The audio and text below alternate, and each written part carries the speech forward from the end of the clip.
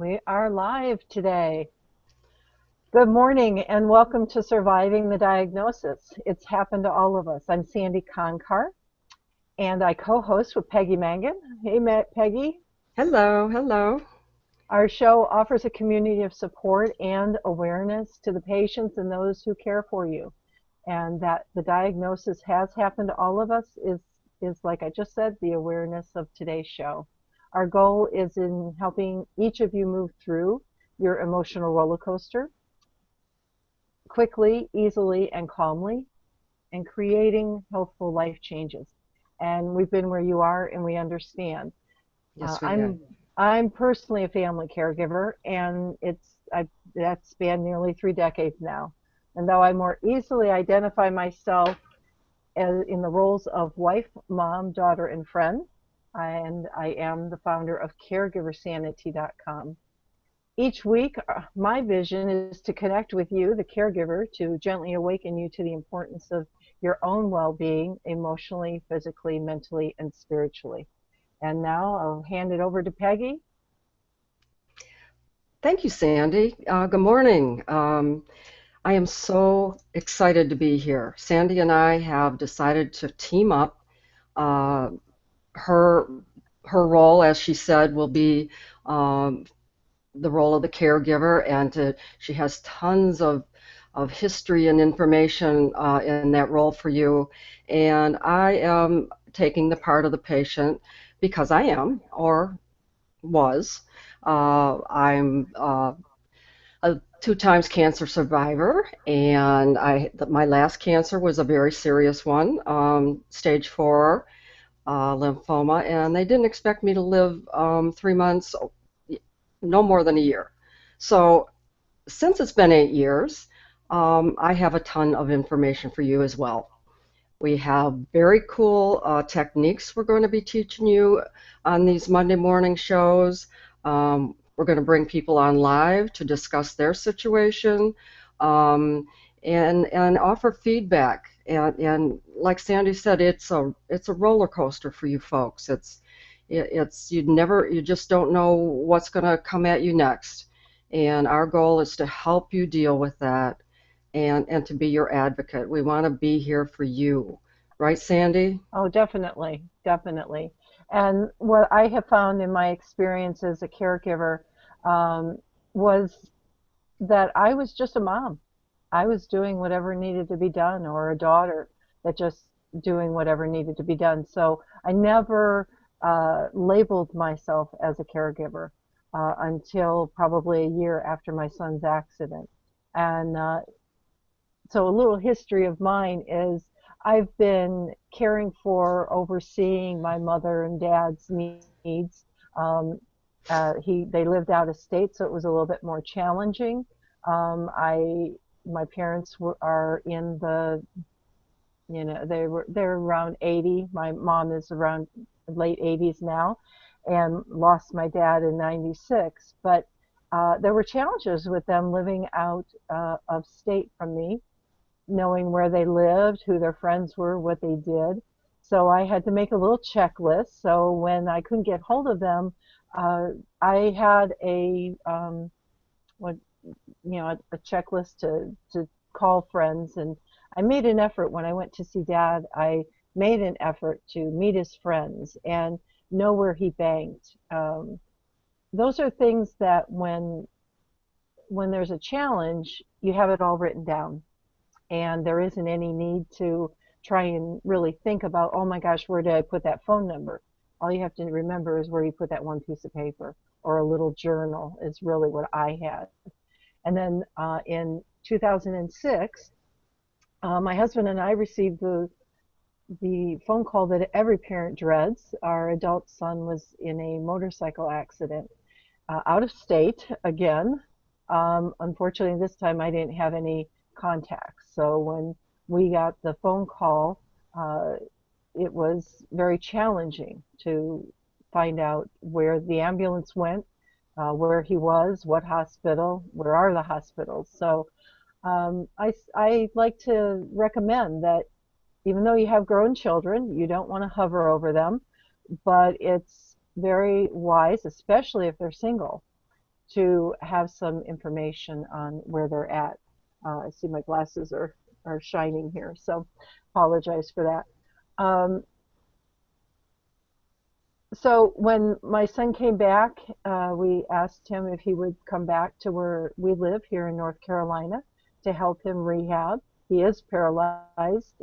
He's a paraplegic, and he agreed that he would come. That was something else as a parent, an adult to an adult child, that you have to remember to ask them permission. What do they want? Mom mode kind of went in and said, "You're coming back with us," and my husband said, "We can't really do that. We have to see what he wants." And though that was very difficult and very emotional for me, I did ask him, and he did agree. He thought about it. Wasn't just jumped on the bandwagon and said, "Yeah, I'll come home." Um, but he was here for a couple of years, and now he's living a life of uh, just an awesome life, doing many things, things that he probably never would have accomplished or afforded him to experience. So, just my message is to let the caregivers know, most importantly, two things actually. One is that the diagnosis didn't just happen to the person you love, and also that you are not alone. We all have challenges. And Peggy, I know that through your experiences, your you had emotional strain and challenges, and so did your family. And you kind of had a double whammy because you were the patient and the mom and the wife, trying to support your family as you were going through what you were going through. So, Yeah, yeah, that's true, Sandy. And yeah, what Sandy has mentioned, we all go through these emotions, the patient and the caregiver. And what our goal is here today and hopefully in the following weeks is to let each party know that you're not too far away from each other, although it seems that way in the beginning. In the beginning, yes, I was the patient, but I felt obligated to be the strength for my family, and therefore take on the role of the caregiver. But as I got sicker and sicker, um, I became somewhat isolated because I didn't know, where they were at. I knew where I was at, but it's a hard thing to come together and know that you're on the same page because you're all going through it. You're all going through that diagnosis and the stages of grieving for your health and for your family member who may be gravely, gravely ill. And Sandy uh, said it very, very clearly that you have to listen to the patient, but on the same hand, the caregiver has a huge um, valid position in the caring and going through the illness too. So definitely. yeah, And I've had many friends that unfortunately who have been diagnosed with cancer, and I live out of state. The really close friends that I have are still in Ohio, and I live in North Carolina. So I, as a friend, want to help them, but again, I can't be there physically with them. And so I had challenges as a quote unquote caregiver friend, that I felt guilty that I wasn't there, or that I wasn't doing enough, that I wasn't there to help them. And so I had to work through those emotions as well. And that's what I yeah, mean, that, it's happened to all of us. That's what I mean by that. So right, though they kept me informed, you know, I I wasn't there for those every second moment days, of their ups and downs. And I know how the friends of mine, when we would speak, they would try and be up. I'd try and be, cheerful. And right, not all the time was that what was really what they wanted. They wanted to say, "Why me? Darn it," yeah, And so I yeah, hope that on the show here that we invite you to join us and to share your experiences, the challenges that you're going through, so we Right. can help you move through those emotions. So when they resurface, um, that you can easily handle the next, I'll say the next valley, because it's their emotions. Well, just like I say, the emotional roller coaster. You think that, wow, we got over that hump, and here we are back in the valley again. Sure. Um, and we'll be doing different techniques, emotional release techniques, and for the unrest, and we'll be able to help you lessen each valley. I call them seasons of caregiving on my side, because my son's accident was like 7 years ago. Every once in a while, something will come up, and I'll say, "Well, we've already gone through that, but we we've gone through it in a different way. I have a different perspective on it. I have a more clear mind, but there's still something that is challenging of the current situation." And so now I have the tools that I can move through that much easier, and I'm not carrying forward all of the old stuff. So that's been helpful for me. Yeah. Yeah. That's kind of how a cancer patient goes through things too.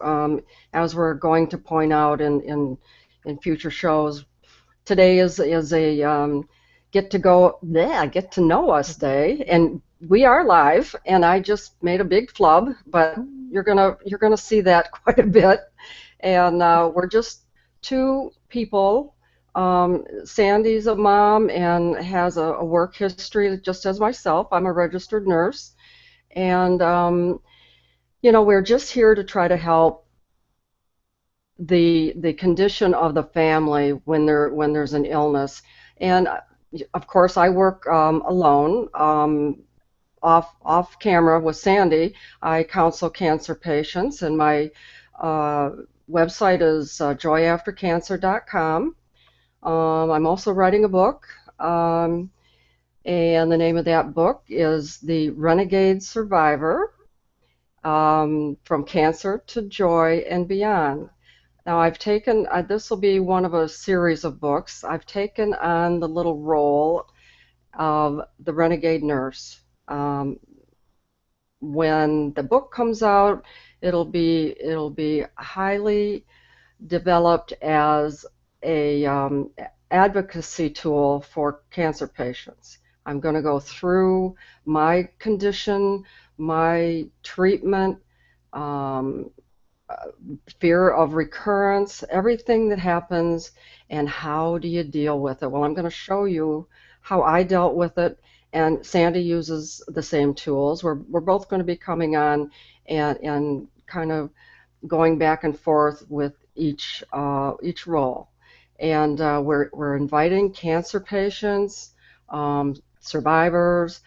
Uh, Not only cancer, though. Let me go back here. We're inviting people with serious conditions. Um, it can be diabetes, it can be MS, it can be paraplegics, it can be any serious condition that the body can assume. And we all go through these stages when we first get a diagnosis: paralysis, diabetes, MS, cancer. It's Kubler-Ross's 5 stages of grieving, because you're grieving for your lost health, you're grieving for your lost mobility, and we'll go through those stages probably next week.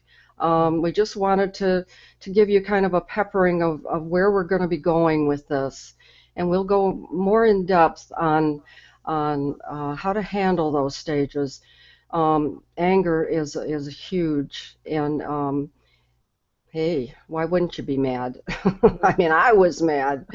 Weren't you mad when your son got hurt, Sandy? Oh, I was, and though mine was just a tiny bit different, I would say, because like I said, his accident was in 2006, and I think it was in 2007 when I went to a seminar. I was looking and researching additional energy medicine alternatives for his healing. I've studied energy medicine heavily for a couple of decades, and I was seeking out someone who had worked with paraplegics, and I spoke to the key speaker and a couple of other speakers that were on stage, and one that I'll never forget, she said to me, she just looked in my eyes and she said, "You need to heal first." And I said, "What are you talking about?" I said, "I'm here for my son. I have everything under control. There's nothing wrong with me. I'm Yeah, here for my son." And she repeated herself. She said, "You need to heal first." yeah, And it didn't really register until I went back to my hotel room that evening. And that seminar happened to be on emotional freedom techniques, which is also known as tapping, meridian tapping. Other names have been put to it now. But uh, I said, well, I don't have anything to tap on. They say tap on the negative, and I said I really don't have anything negative to tap on. So I said, and I've created in my program, Mastering the Seasons of Your Caregiver Journey, uh, the a silent awakening, your silent awakening. And all I simply did was begin tapping, not saying anything on all of the points that I had just learned earlier that day. And I cried for a good 15 minutes. And I thought, I guess I got some work to do.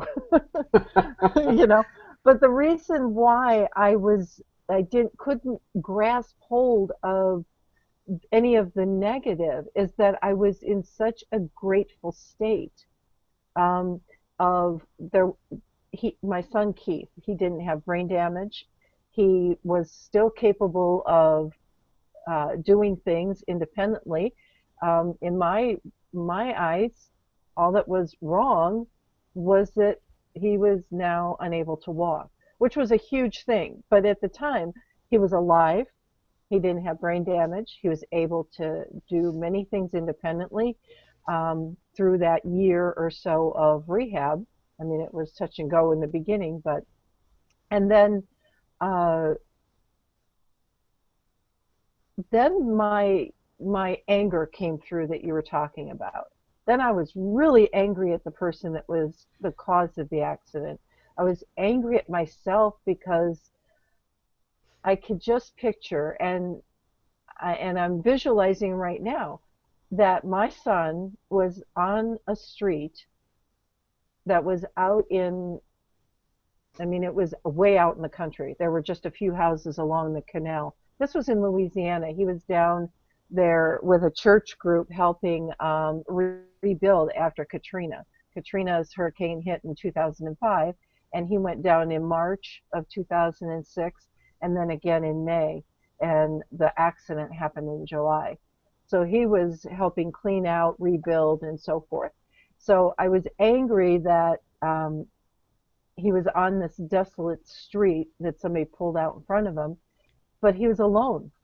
He was in an unfamiliar state, and he was just alone. So I was angry at that. I was sad. It was like, what a horrible mother. I wasn't there. Well, how could I be? He was 27 at the time. And so those are the kinds of things that I worked through. But that all began, again, I was in the mode of being mom, doing whatever it took. I wasn't thinking of myself. I wasn't thinking of my emotions. And I wasn't thinking of that I was really pissed off, to be honest with you. And so now I can visualize that scene and I don't break down in tears.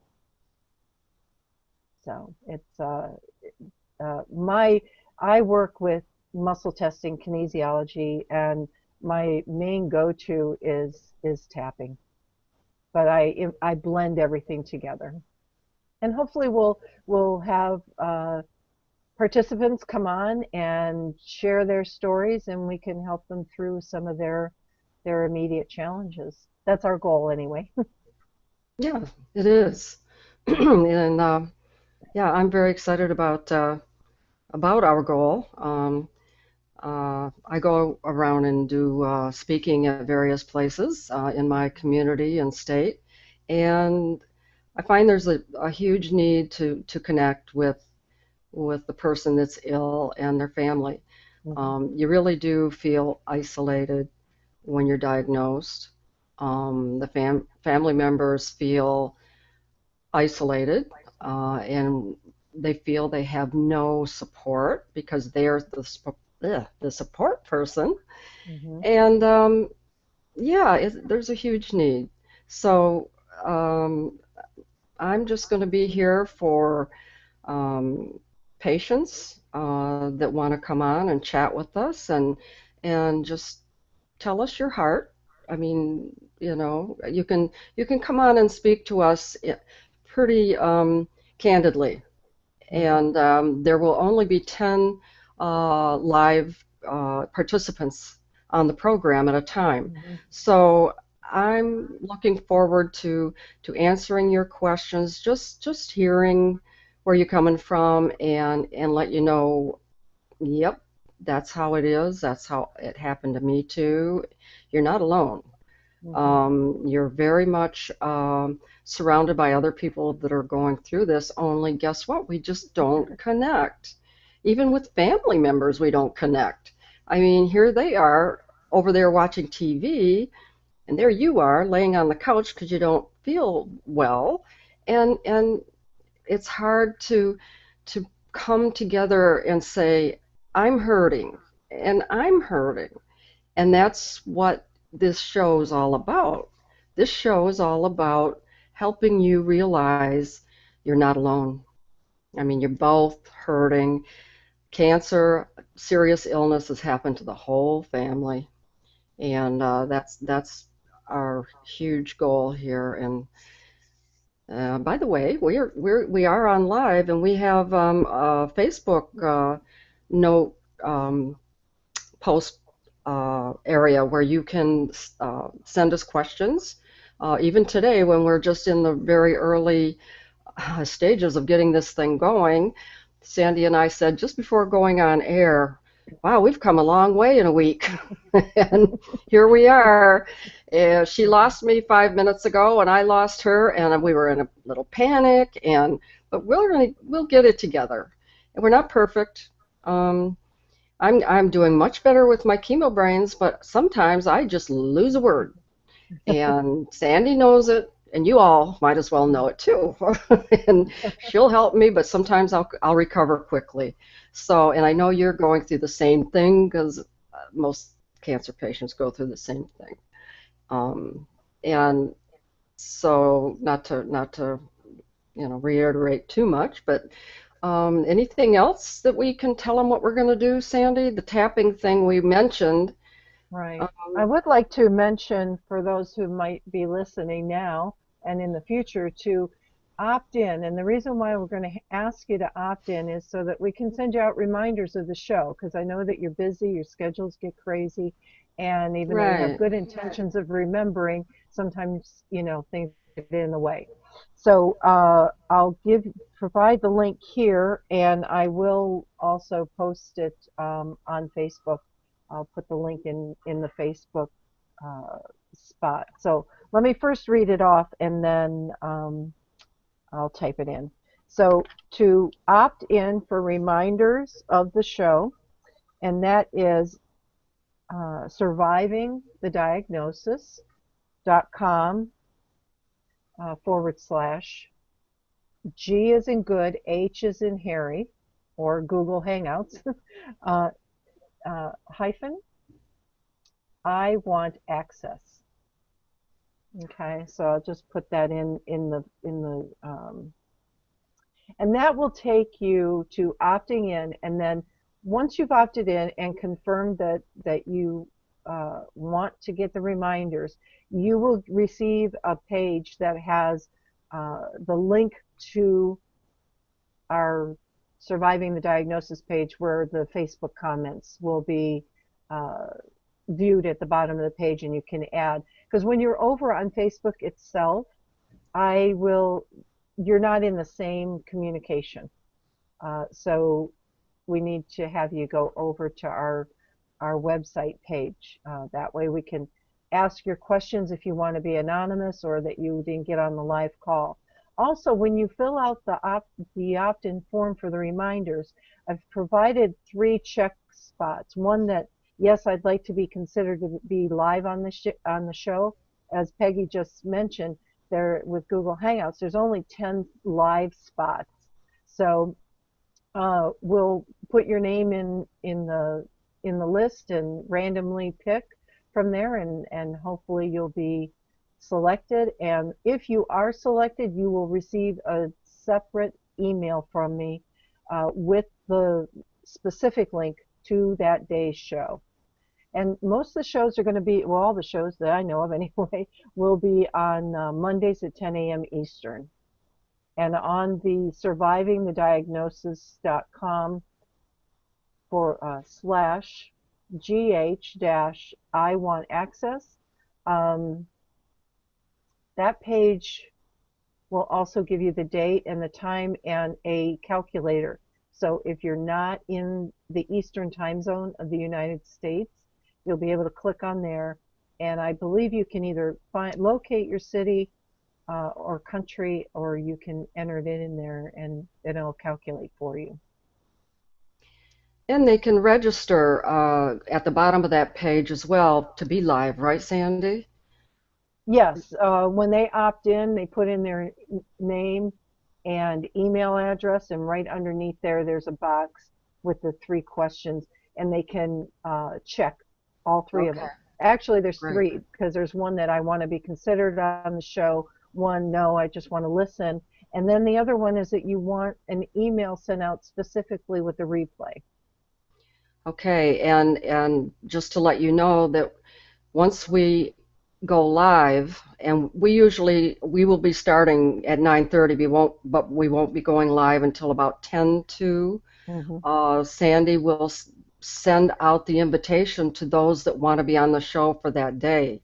So it's kind of a well, I don't know. I'd like to prepare closer than 10 minutes for a show if it were me, but you guys just hang in there, and that's the way Google Hangouts does it. And you'll get your invitation link about 10 minutes before the show. Hmm. Definitely. And that gives me a little bit of time to get the embed code over onto YouTube, and also the link, because each show has its separate link. So I need to put that into your emails. So you will get the email that says join the show, or and the live. Let's see, in the first one, after you've opted in, the first one will come out after you're all confirmed and everything. It'll say, I believe it says live access link.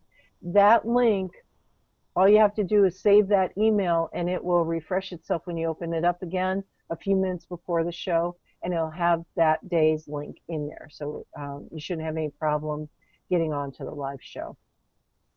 Right, right. Okay. Hopefully we'll have all the bugs out in a week or two. Yeah, I yeah. won't lose her. She won't lose me just before the show. Um, yeah, it's a challenge. Sandy has been a radio person for a while here, and the name of her show was Caregiver Chat, Mhm. and I joined her a few times, and it was just a wonderful place to hang out and talk about the role of the caregiver and the caregiver with the patient together. And I did go on as the patient a few times, and we decided one time, well, she decided because it wasn't my decision. She asked me if maybe we would want to do a JV together, and I said sure, and here we Mhm. are. But let me tell you, Sandy is the geek. She does all of this computer stuff. This is not my forte. Now I can start an IV Mhm. very well, but I cannot do this this Yeah, you don't computer want me stuff. with a So needle. You I don't want am me with a needle. right.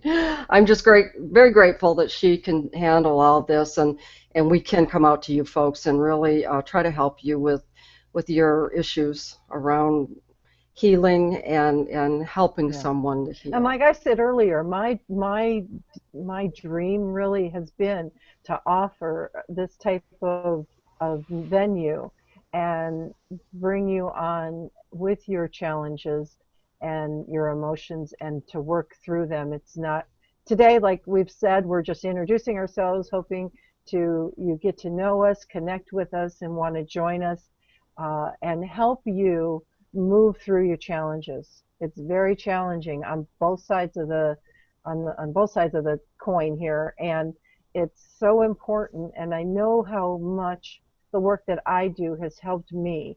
And I do want to thank you for mentioning the radio show, Peggy, because I do want to mention the the station. It's w4cs.com, and that's a women's network for cancer survivors. And that's where your show, Caregiver Chat, was Yeah, hosted, right? Okay. exactly. Actually, it's a cancer support station, and it's w4cs.com.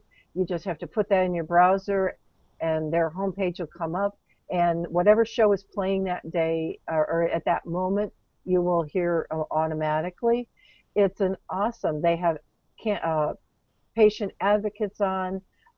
They have doctors. Joni Aldrich is an awesome host that is live 5 days a week, and she brings on many, many outstanding resources for the survive cancer support. But it, it even though we say cancer, it's not just for the cancer patient. It's for anyone that's going through challenges. You can get little bits and pieces of this just happened to me. Now, who do I contact? Where do I reach out to? And I'll tell you, you could probably reach out to any of the show hosts there. That if you have a challenge, you could probably contact them through the radio show, and you could say, "This is my challenge, and I don't know where to turn." And I could almost guarantee you that somebody out there would be able to tell you what direction to go or give you a step forward on your on that new path. It's Because a when great Keith, station. Great it is, station. yeah. Yeah. And uh, um, when Keith's accident, we went to Louisiana, and then when we returned, it was like, oh my God, who do I contact? Who I call? How do I know if I'm asking the right questions? Um, I have to give kudos to Keith's caseworker, Karen. Um, she was with Wake Med Hospital here in Raleigh and at the rehabilitation center. And I just remember her because I had talked to like Duke and UNC. I mean, we're in the capital of, awesome hospitals here. And she was the one that just simply said, I've got it handled. I know what you just told me what he needs, and I know how to do it. So you're in good hands. And That's a big sigh of relief, oh, isn't it? it was. Yeah. It was because it was like, okay, the hospital in Louisiana was saying that they wanted him to continue as outpatient, but 5 days a week rehab. And Duke was, no, we're only here half days, and he it's only 2 days a week. And I said, well, that's not what he needed. So then, go to the next, So I have a notebook, I have a journal about yay thick with every number, every person that I spoke to, what they said, where to go. And finally, I contacted Wake Med, and Karen was just a godsend, and Yeah. she just helped me. So when he got here, and when he arrived in Raleigh, that was another thing. He was out of state. He's now a paraplegic. He's never traveled that way. It's like, okay, do I fly down there, pick him up, fly back, drive back? And it was very challenging because it was like, well, I don't know all of his needs. I don't, what if this happens? What if, all the what ifs, which what ifs cause us to worry. So those are our self-imposed stressors, is that what if. And so I called the hospital down there, I asked if one of his registered nurses could fly with him home, and they made arrangements. And the nurse, he flew in with Keith. So if he needed anything on that plane, he had an RN right there. He knew Keith, and he flew in. We got him settled in the house that night, and he stayed overnight, and we took him to the airport in the morning. And That's that was wonderful. so worth the, I hate to even say expense, because that was just such a gift that the hospital allowed him to leave, and to he was willing to fly with Keith and do that. So yeah. See, how could I have had anything negative?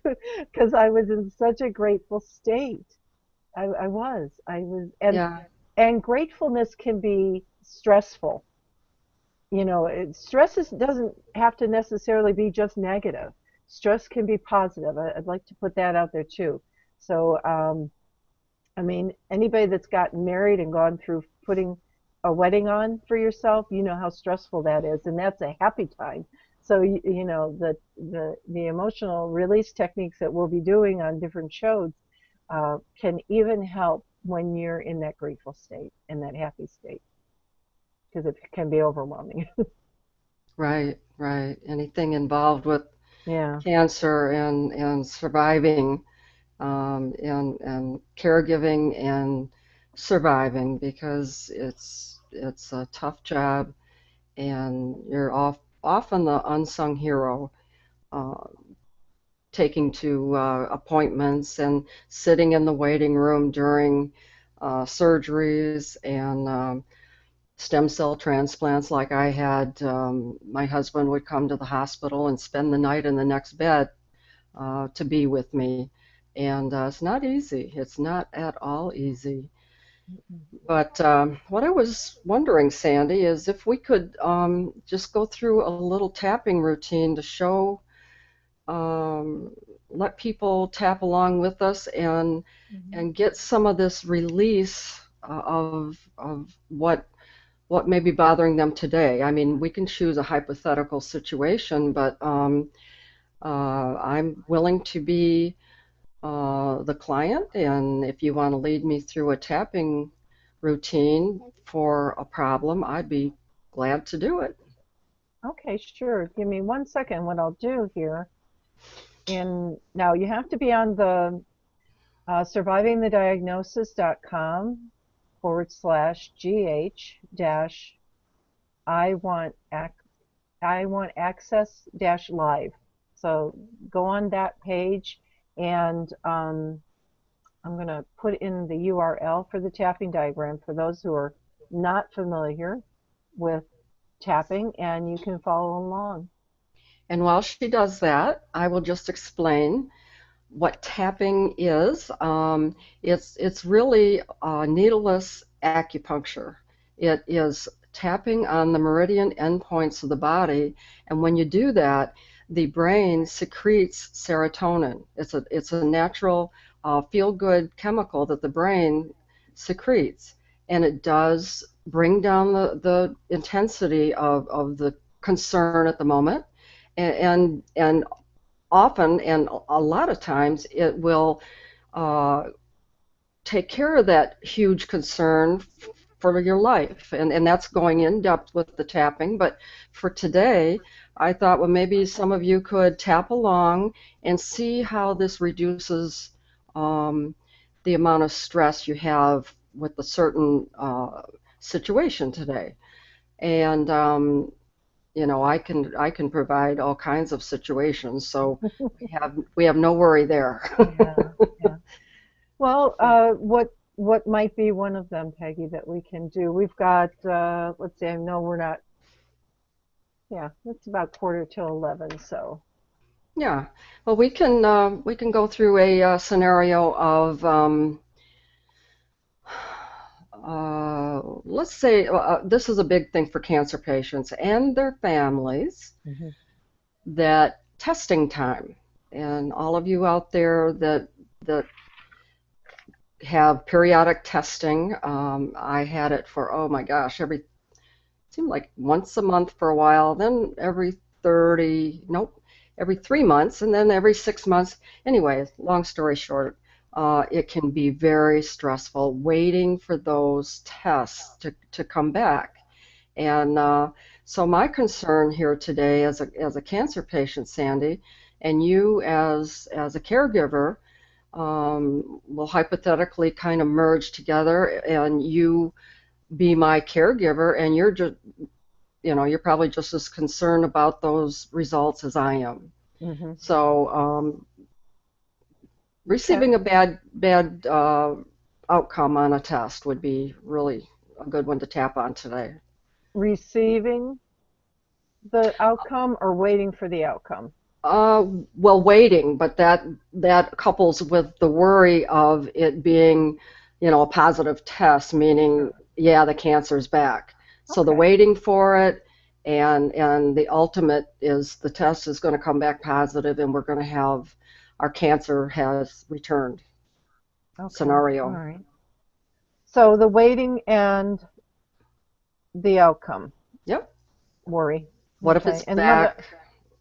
Okay. What if it comes back? Worrying about it coming back, because that's the ultimate concern, is the test is going to show either it's still gone Hmm. or it has come back. Ah, And okay.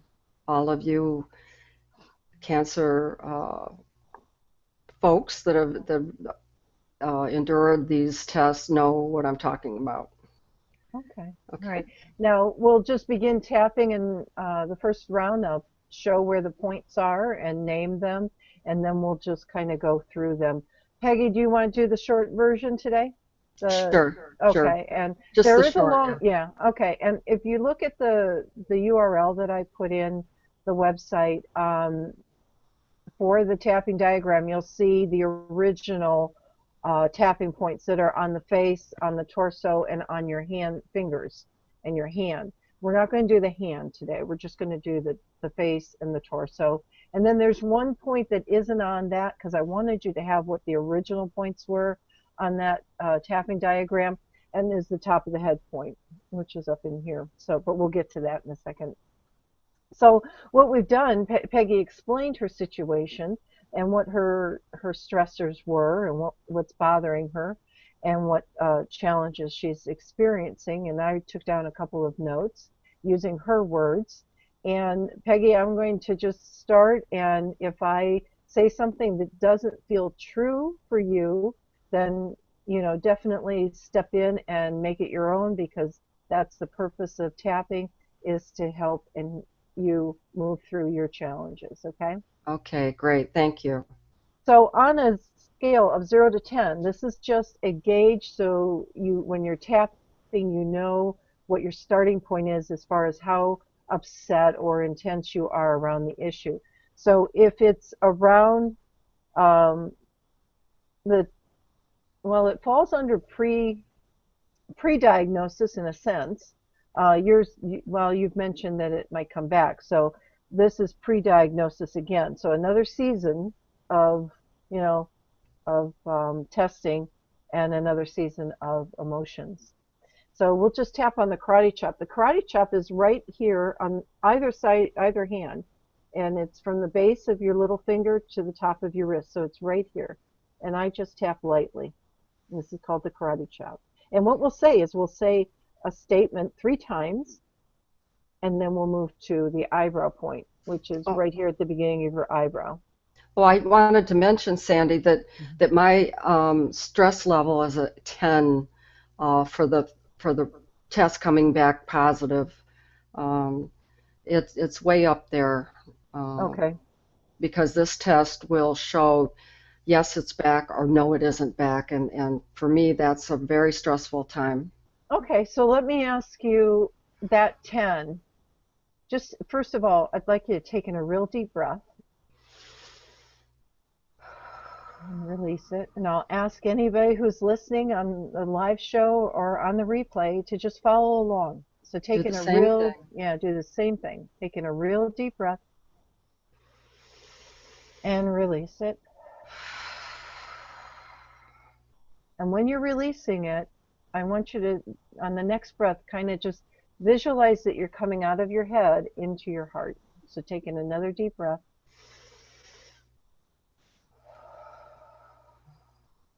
Okay. And now I'd like to ask you, where does this 10 around the test coming back positive, where does it reside in your body? How do you know it's a 10? It's in my solar plexus, my stomach, which is the same area, but Hmm. there's a lot of churning and butterflies in there. And it just, when I think about it, it just all gets going. Okay. And if you could put an emotion to those feelings that you're experiencing in your body, what would that be? In motion, Yeah, would it be fear, anger, uh, oh, it's, I overwhelm, think sadness? it's fear, Okay. and yeah, it's fear because no one wants to hear that, yeah, the cancer's back. Right, right. So Okay. it's fear. Okay. So let's start on the karate chop. Just repeat after me, and those listening, just repeat the words. First of all, identify what your situation is. It might be one and the same, but it could be something else, and just write that down. Do the steps of your 0 to 10. Find out, take in the deep breaths, see where you're at with it. Where is it residing? Basically, how do you know it's that number? And Okay. caregivers do the same thing because you're going Definitely. through the exact same emotions, Yeah, same definitely. emotions, Yeah. So just tap on the karate chop. Even though even though I have all this fear I have all this fear around the tests coming back positive, around the test coming back positive. I deeply and profoundly I deeply and profoundly love and accept myself. love and accept myself, Even though I have all of this fear even though I have all of this fear, and it's filling my body completely and it's filling my body completely. around the test coming back positive, Around this test coming back positive, I deeply and profoundly I deeply and profoundly accept who I am. accept who I am. Taking a deep breath and release it. Even though I have this fear, Even though I have this fear, and it's mostly in my stomach, and it's mostly in my stomach, but I can feel it elsewhere. but I can Feel it elsewhere feel it elsewhere, sure, in my heart, in my heart because around the test coming back positive. around the test coming back positive. I deeply and profoundly I deeply and profoundly accept who I am. accept who I am. On the eyebrow point, I have all this fear. I have all this fear. Side of the eye, I have all this fear. I have all this fear. Under the eye, all of this fear. All of this fear. Under the nose, all of this fear. All of this fear. Take a deep breath and release it. All this fear. All of this fear. On the collarbone, all this fear. All this fear. And I will mention real quick on the collarbone, you just find your collarbones and run your fingers towards the base of your neck. Come and you'll feel two little knobbies. Those are medical terms. You come at an you come at an angle a little bit till you feel a little bit of an indentation, and that is the collarbone point. In acupuncture and acupressure, it's the K27, the kidney 27 point. Okay, so, and you can tap bilaterally too. Okay, so all this fear, All of this fear. top of the head, all of this fear. All of this fear. And we'll go back to the eyebrow point. All this fear around the diagnosis. All of this fear around the diagnosis. Side of the eye of it coming back. Of it coming back. Under the eye, all this fear of it coming back. All this fear of it coming back. Under the nose, all this fear of it coming back. All of this fear of it coming back. On the chin, all this fear of it coming back. All of this fear of it coming back. On the collarbone, all this fear of it coming back. All of this fear of it coming back. On the top of the head. All this fear of coming back. All of this fear of it coming back. Taking a deep breath. Release it. And I just want to check in real quick on what your 0 to 10 is now on the fear of the test coming back positive. Well, Sandy, it's moved and it's about a 5 right now. Okay. Has it, you say it's moved. Has it moved out of your stomach area, solar plex area? It's still in the solar plexus, but it's much more settled. The feeling of butterflies swirling around is not so extreme. It, Okay. it's it's more calm. All right. And is the emotion now still fear, or is there another emotion?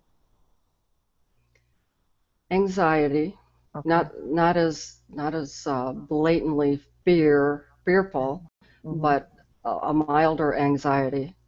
Okay.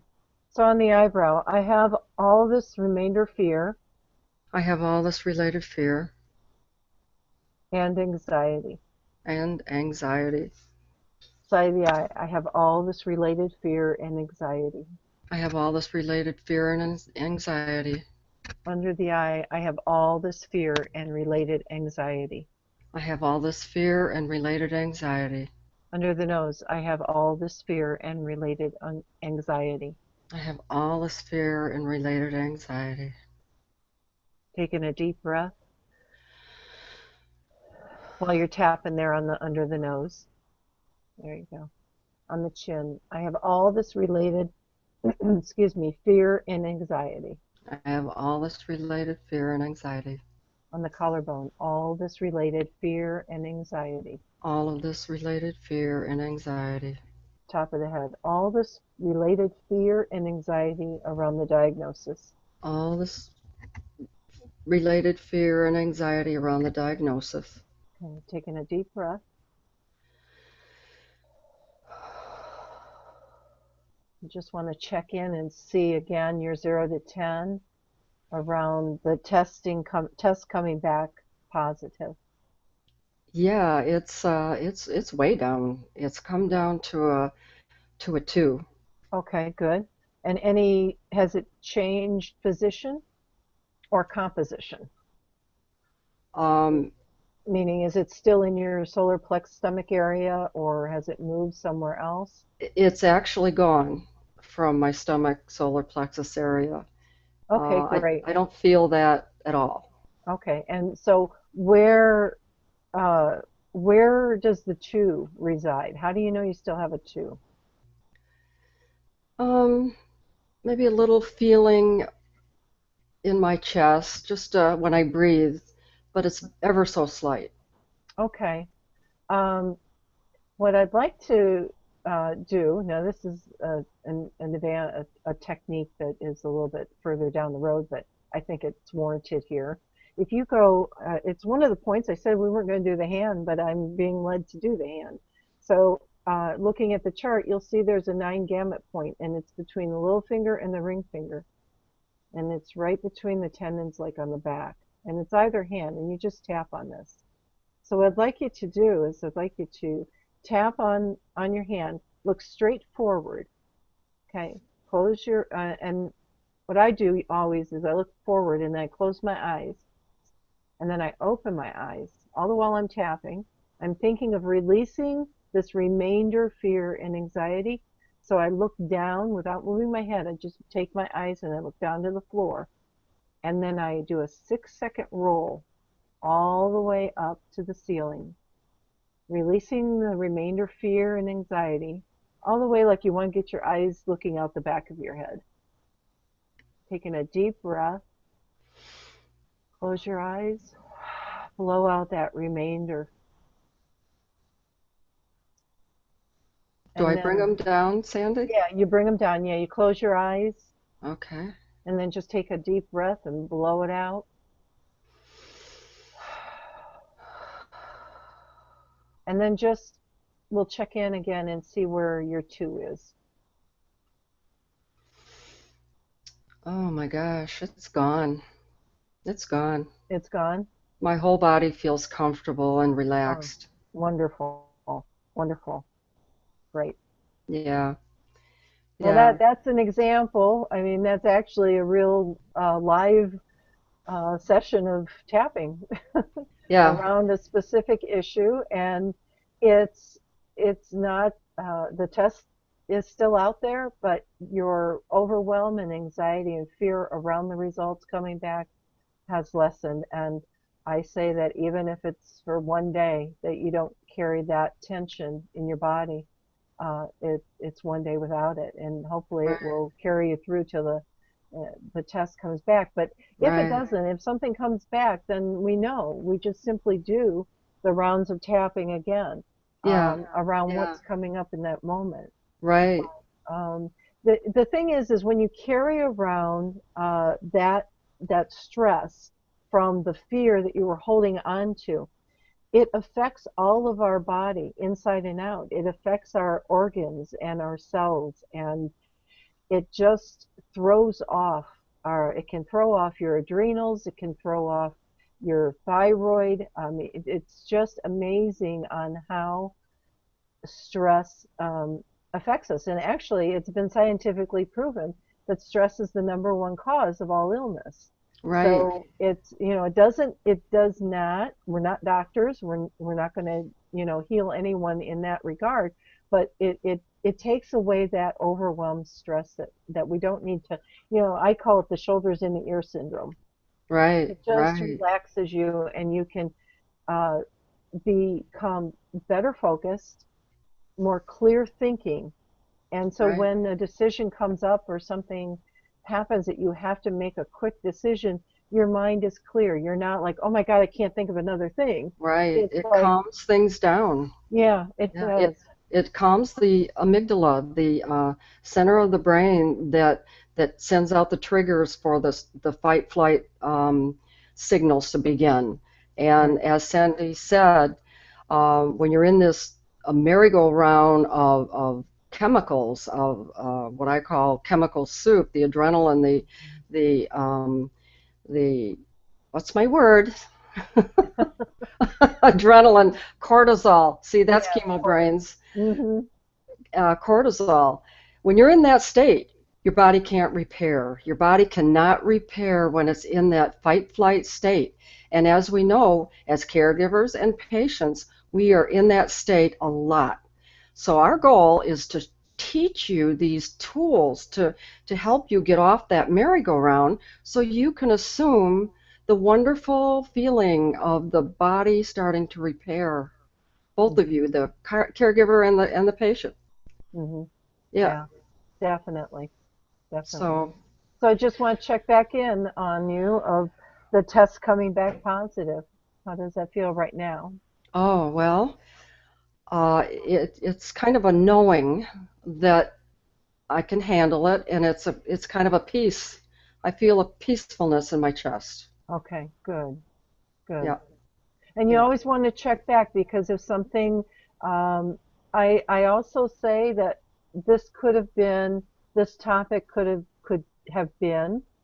be a doorway or a window to something more deeply rooted. So, even though something might come up around the diagnosis, the testing coming back, it it might not be the exact same thing that we just tapped on. It might be something more specific, or it might take you in a different direction. But this issue that was first and foremost in your mind needed to be addressed to kind of unlock that door to where you need to go for more work. right. So, And it um, worked beautifully. great. Well, Thank I'm you for the glad. Yeah. tapping. Oh, sure. Anytime. Yeah, Somebody says, please tap with me. You got me. yeah, Yeah, yeah. Me too. I love it. I love Me it. And too. Well, so, I'm looking at the time, and I think we're a couple yeah. minutes over, so Oh, okay. Yeah, we are. All right. this has Well, been so fun being here with you. yeah, it has. We got one underneath our belt. So And I just want to add to anyone that's listening, if you want to join us, please go to survivingthediagnosis.com/GH dash I want access. And that will give you the opt-in form. I'll send out reminders for our next show, and we'll be happy to, and definitely click if you want to be live on the show, and we can do some tapping and other techniques with you to help you move through your days more easily. Yeah, and come on, it'll be a fun hangout. You'll be Yeah, surprised how good you're going to feel after you hang out with us. definitely. And if you want to reach me outside the live Google Hangouts, I am Sandy Konkar at caregiversanity.com. And you can reach Peggy. At joyaftercancer.com, and my name is Peggy Mangan, RN, joyaftercancer.com. So nice of you to be with us. Thank you. We'll see you next week. Bye bye. Bye.